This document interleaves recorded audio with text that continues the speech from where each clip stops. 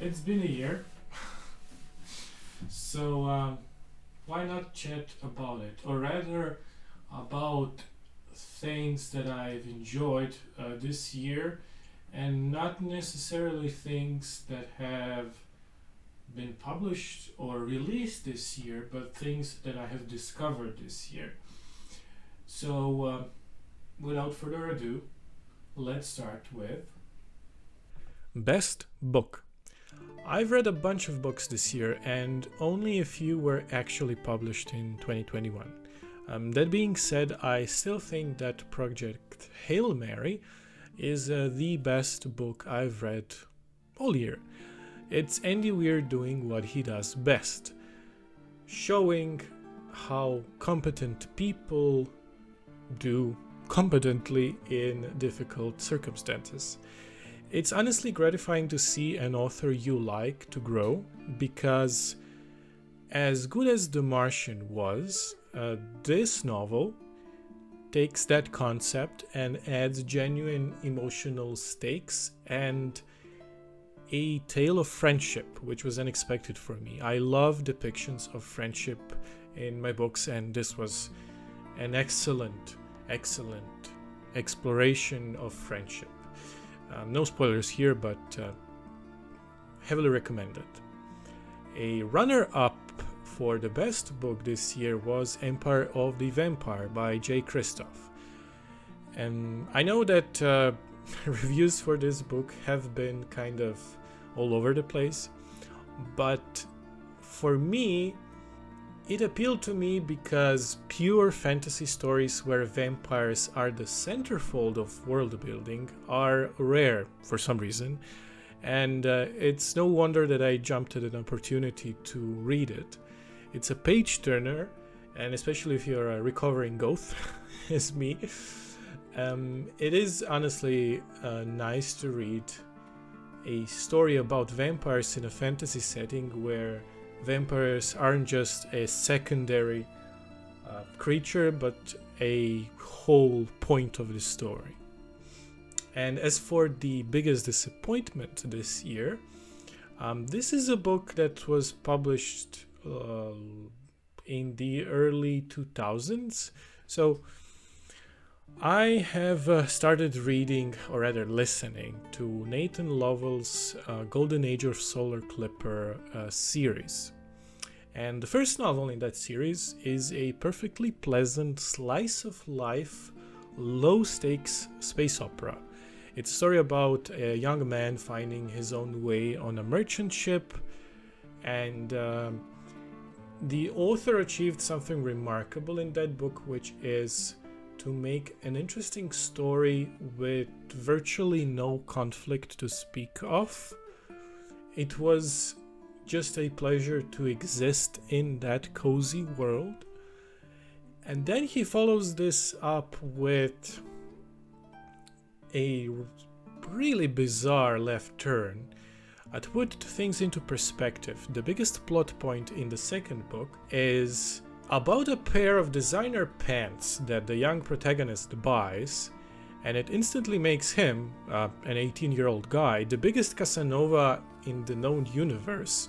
And every single female character in the book is fawning over him and praising him, and he is the best and the biggest and the brightest and all of that. And it was just incredibly disappointing, because it's, I think, insanely difficult to write a novel without any external threats or clear antagonists. And the author did just that in the first novel. So I'm not sure what happened and why it happened, but I stopped reading the series, I dropped it, and I still think that there is a way to do this. I think Becky Chambers managed to do it recently, so there's hope for the slice of life space opera yet. Best movie. Dune. No surprises there. I never thought that I would see the day that the book that changed my life was properly adapted, even if it's only half of a story or half of a novel, or maybe because of it, it managed to capture the spirit of Frank Herbert's tale. It's my favorite novel of all time. It's the book that changed my life, and I know that 1984 film has its share of fans, but I honestly abhor that adaptation, and I'm saying this with all the love in my heart for David Lynch.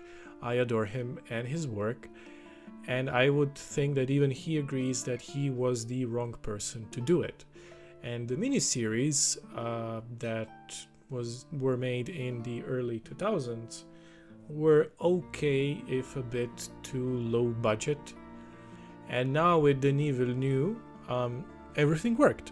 The cinematography was breathtaking. The Hans Zimmer score was surprisingly original, which I like Hans Zimmer, but he can phone it in, and he did not phone it in this time. And the most important aspect for me were that the characters came alive on the big screen in a way I dared not to hope. So yeah, the runner-up for the movie of the year for me is Green Knight, which, wow, if not for Dune, this would have been my movie of the year. To put things in my personal perspective, I'm someone who devours retelling of specific myths and folklore.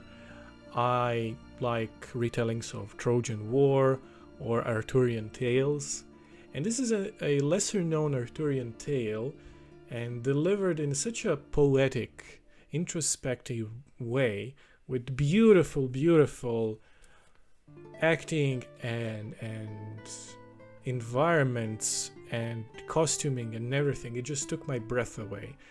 The last time I think we had an art house Arthurian movie was back in 1978, I think it was, the Excalibur movie made by John Boorman. And it actually, the movie, made me remember some other childhood favorites. So after Green Knight, I rewatched the 1998 miniseries with Sam Neill as Merlin in a titular role. I love that miniseries. And it is available on YouTube in low resolution, I think. It doesn't hold up as much as I would like to, but for Sam Neill alone, I do like it a lot. And Helena Bonham Carter is in it as well. Biggest disappointment for me in terms of movies this year was The Last Son. Now, hear this. An outlaw with a bloody and violent past receives the prophecy that a child of his line will end him. So he roams the land in pursuit of his descendants to kill them. Sounds good, right?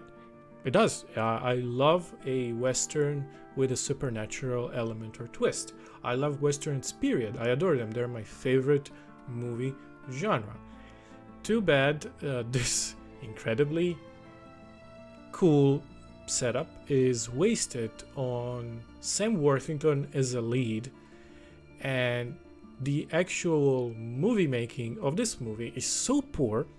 It looks like it was shot on a 10-year-old mobile phone. Just look at this. It's shameful. It hurt to look at. It was so poorly done. I hope someone takes this concept and turns it into a comic book or something, or a movie. Please do this, someone. Best video game.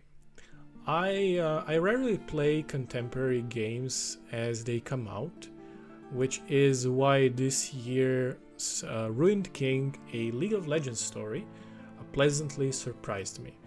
I am not a League player, and I don't know that much about its lore apart from this year's animated sleeper hit Arcane. That being said, just like with Arcane, you don't need to know a single thing about League of Legends to enjoy it. It plays like an old school turn-based party RPG with its own twist on the mechanics. it gave me real Final Fantasy IX vibes with its aesthetic, which immediately pulled me in, because Final Fantasy IX is my favorite RPG and my favorite Final Fantasy game. Well, that's a mouthful. So it's a plus on that front alone. And the real stars in this game are the characters. Now, they aren't as nuanced as the characters in Arcane, but what they are enjoyable, larger-than-life archetypes that are incredibly well voice-acted. Seriously, voice acting is superb in this game. And I would also be amiss not to mention the excellent soundtrack by Gareth Coker of Ori fame. He did the Ori games, and I think he also did the most recent Halo game, if I'm not mistaken. So yeah, that's my game of the year. Runner-up for this year's game of the year for me was Loop Hero.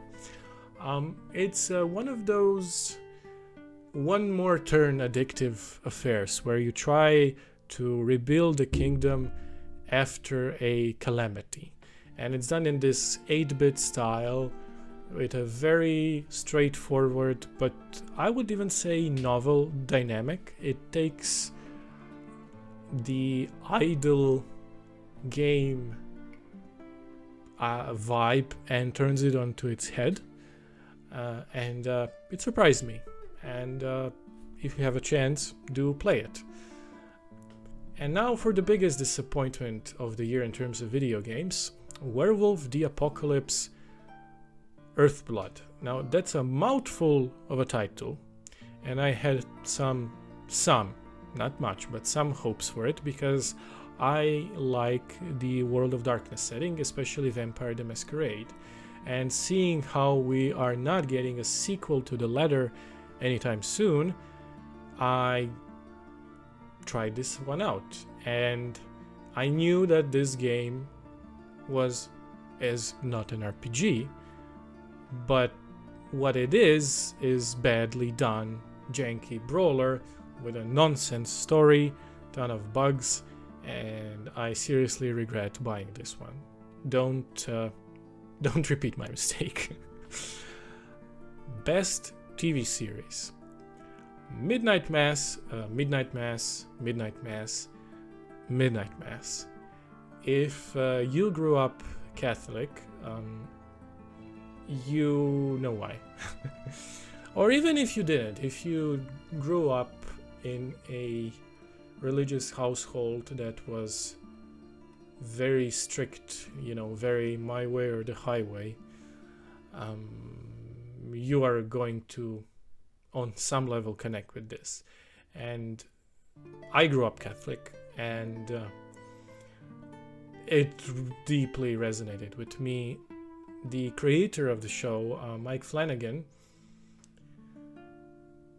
managed to achieve this study on groupthink, on nature of faith and guilt. I mean, so much guilt. Guilt in spades, guilt in gallons, guilt in just absolute pools of guilt. And it stayed with me to this day. I mean, what a show. What just stellar performances from everyone, especially Hamish Linklater in the role of a priest. I've never seen him in anything else, and I was enchanted by his performance. It's one of those rare shows where I want to forget it, just so I could experience it anew. And someone is throwing firecrackers outside. Charming. And runner-up for this year's show of the year, I do sincerely wish I could say Wheel of Time, but to be honest, the last episode really recontextualized the entire season for me, and it did so for the worst. Not to say that the season was terrible, it was just incredibly inconsistent. So let me instead nominate Arcane. Again, sheer coincidence that I have 2 League of Legends properties on this list. It's a coincidence. Arcane was a genuine, mature piece of storytelling that just happened to be animated. Gorgeously animated at that. It was set in an interesting urban fantasy, but not our world setting, and it never lost its focus on characters, which I think, for my money, are the paramount to good storytelling. Because at its core, it was an effective exploration of class warfare or class divide. But it was also much more than that. So I do recommend you, everyone, to watch it. I don't think you're going to regret it. And now for the biggest disappointment is another animated property. Animated, well, it's anime. And it genuinely pains me to say that the biggest disappointment in terms of TV series for me was The Faraway Paladin. I think I even did a vlog on it a few weeks ago because I was genuinely surprised, as it started as a contemplative, slow burn take on an isekai formula, which appealed to me greatly. In stories that are inspired by Dungeons and Dragons and tabletops, religion or religions, plural, are always often treated as an afterthought. And actual devotion and sincerity of belief is often mocked or just not represented properly. Not that it has to, but it was genuinely refreshing to follow a character who is sincere in his belief. And sadly, as soon as the main character got out of this interesting place he grew up in, it turned into another generic fantasy show. And it's a shame. It is a shame. So yeah, what were your biggest surprises, disappointments, reads of this year? Please do tell me in the description. So that's for the list. But let's chat a bit about the channel and the state of the channel. I am grateful for each and every view that any of my videos get. And I also have been doing this YouTube thing for what, like 2-3 years maybe already. And I think that some changes might be healthy. Yes, of course, I would like to get monetized one fine day, but then again, the content I make is fairly niche, and I'd kind of not hate myself, but lose interest into making whatever I'll be making if I force myself to follow trends.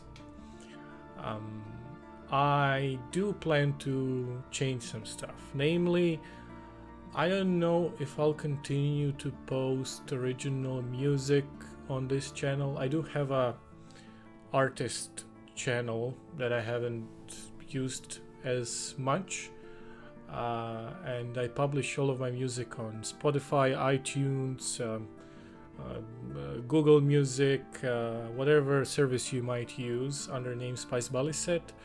So I'll probably continue to do that and post music on the channel. I'll link it in the description, because I think despite my efforts, people who come to my channel to view reviews for books aren't necessarily the same people who are interested into listening original music inspired by books, and vice versa. People who come for music don't necessarily enjoy book reviews and that type of content, which is fine. It's perfectly fine.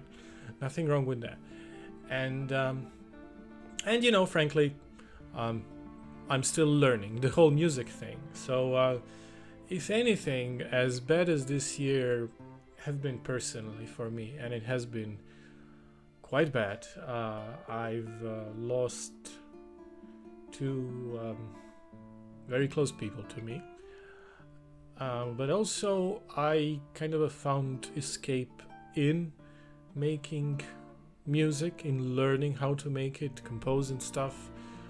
I threw myself in it, and I am grateful for that. I mean, I'm so grateful that kind of shifted some priorities for me. And in the next year I have some creative projects with other people that hopefully will come to fruition, and I will share more about. So yeah, I hope everyone has a better 2021, or rather 2022, than this 2021 year has been. I hope that we all go through this as cleanly as possible. So thank you everyone, especially to Ethan and Katie, for your continued Patreon support. Thank you everyone who watches and likes and subscribes, and see you next time in the next year. Bye bye.